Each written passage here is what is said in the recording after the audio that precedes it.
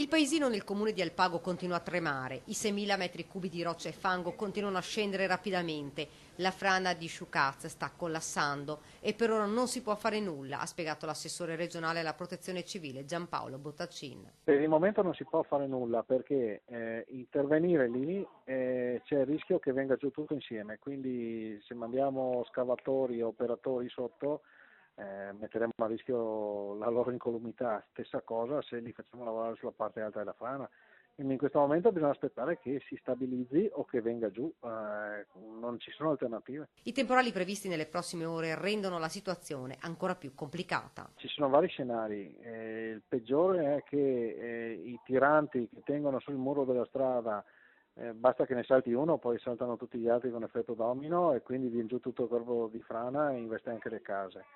Questo è lo scenario peggiore. Lo scenario migliore è che venga giù a pezzi come ha fatto fino adesso, arrivando solo sulla strada e non investendo le case. Il paese di 17 abitanti rimane evacuato, la gente guarda e spera solo in un miracolo, ma la frana continua a scendere ed il rischio è sempre più alto.